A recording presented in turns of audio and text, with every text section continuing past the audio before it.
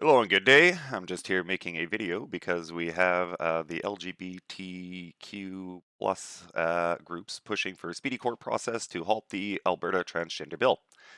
LGBTQ plus advocate organizations say they're working as quickly as possible to ask a court to stop the Alberta government from bringing into a forced transgender law that will say cause immediate harm. The Alberta government's law will ban doctors from providing gender affirming treatment such as puberty blockers and hormone therapy for those under 16. Bennett Jensen, legal director at Eagle Canada, said the groups, which also include Skipping Stones and the Five Alberta Families, will call for an injunction to protection of young people's access to health care while the courts decide whether the law is constitutional. They say this is immediately harmful, and there's enough reason to doubt the constitutionality of this for the judge to preserve the status quo while they consider the broader arguments, Jensen told the Canada Press Monday. In documents filed with the Court of King's Bench on Monday, they cite 5 transgender youth who will be directly affected. One applicant, kept anonymous in the legal filing, is a 10-year-old transgender intersex assigned male at birth and was given a chromosomal anomaly. So first of all, I'm just going to pause there. Anybody with any anomalies, these are called exceptions to the rule, and if you are an exception, then that's taken into account. So this person wouldn't necessarily be affected by this because they are yeah, they have an anomaly. They are different. Under the law, she'll be prevented from accessing puberty blockers or gender-affirming hormone care until she is 16. Another applicant, described in the filing as 11 years old, was assigned male at birth but uses the pronoun she and her. She too will be prevented from accessing puberty blockers or gender-affirming hormones until she is 16. So that's fine. That's fine. It says that filing puberty blockers are delayed, irreversible physical development may occur, so they may develop naturally. None of the individual applicants will be able to access gender affirming top surgery until they are 18, which is also fine. Alrighty, and we're going to stop there because it doesn't talk too much about the kids. First of all, if you're over 16, you kind of have developed well enough to kind of make these choices for yourself, but until then, you really haven't. Here's actually a good example of somebody who's pretty popular in the detransitioning area because they are somebody who is kind of pushed into this. She opposes gender affirming care for minors, supports the ban on care following her own detransition, as she appeared with conservative politicians and the media supporting activisions such as bans. Chloe says she began transitioning at 12, having undergone treatments which included puberty blockers, testosterone, and a double mastectomy at age 15.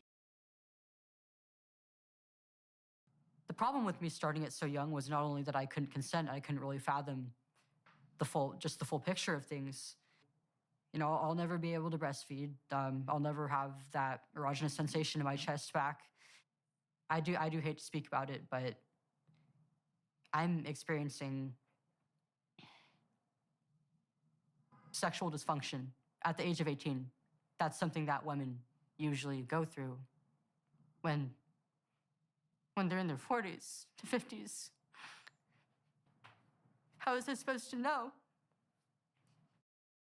My name is Chloe Cole, and I am a detransitioner. Another way to put that would be, I used to believe that I was born in the wrong body, and the adults in my life whom I trusted affirmed my belief, and this caused me lifelong, irreversible harm. I speak to you today as a victim of one of the biggest medical scandals in the history of the United States of America. I speak to you in the hope that you will have the courage to bring the scandal to an end and ensure that other vulnerable teenagers, children, and young adults don't go through what I went through.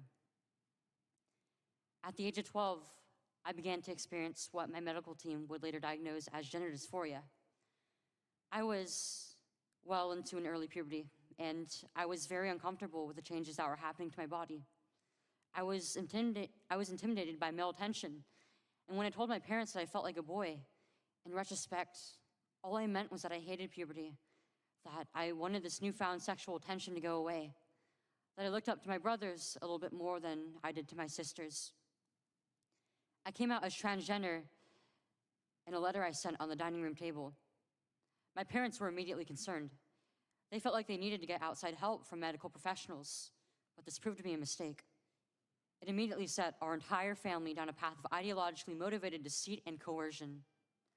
The gender specialist I was taken to see told my parents that I needed to be put on puberty blocking drugs right away. They asked my parents a simple question: would you rather have a dead daughter or a living transgender son? And I'm going to pause there. because if you want to watch the whole video, please feel free. It is produced by the Daily Signal. That's where I got it from. And yeah. Okay, so now that we have seen the mantra repeated, as you know, that was a United States person. However, in Canada, that is a very typical mantra. The would you rather have your your child transition or would you rather have them die? Which, you know, as we all know, that's not necessarily true. They're not going to just unalive themselves by not transitioning. However, a lot of the stuff that we're talking about is the development of identity, and that brings into the social psychological stages, Erickson's social psychological stages. Basically, what these groups are targeting is the part of brain development that is at the very start of identity. They're just forming these connections in their brain. They're just developing these ideas, and to force them into one of them with all this gender affirming care is just like saying, hey, you play with Barbies and you're a guy, so you must be gay. It is literally the exact same thing. The only difference is these groups are also calling for the chemical alteration of children as well as the surgical manipulation of their bodies to fit their ideals. And if you want to talk about immediate harm to children, that is probably by far one of the most harmful things that you can do to children. You are proactively advocating to have them like altered significantly in life-changing ways that can never go back. If they decide once they're done growing and developing that this was not their right path, they cannot go back because you have hindered their natural development, so they will not be able to go back. They will not be able to ever escape their mistake. And you want to know something that leads to unaliving? How about no escape?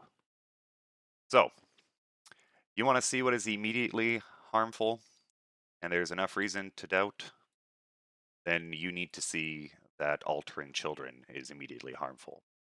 Do I support the trans people transitioning as adults? 400%. Do I support the idea that trans women are women? No, I do not. I believe that trans women are trans women and they need to define that just like women needed to find out how to define that as well. And unfortunately, forcing yourself into spaces is not that. But that's besides the point because that doesn't have to do with children. And yeah, that's adults and that's for other people to decide. But when it comes to children, the only thing that is immediately harmful to them when it comes to the LGBT community is transitioning. And I'm sorry if that hurts people who are now like 20 years old and said, looking back, I knew that I was always trans. But unfortunately, that is just part of your journey because you cannot go to a 12-year-old and give them all of these surgeries and remove that choice from them. Because you as an adult are doing that, and you as an adult are the one causing harm to those children for no reason other than your own. I wish you all the best. Yeah, don't let this go through. We need to stop harming kids. If you like this video, please follow, like, subscribe. Give me little daps on the TikTok if you're watching this on TikTok. And yeah, let me hear from you.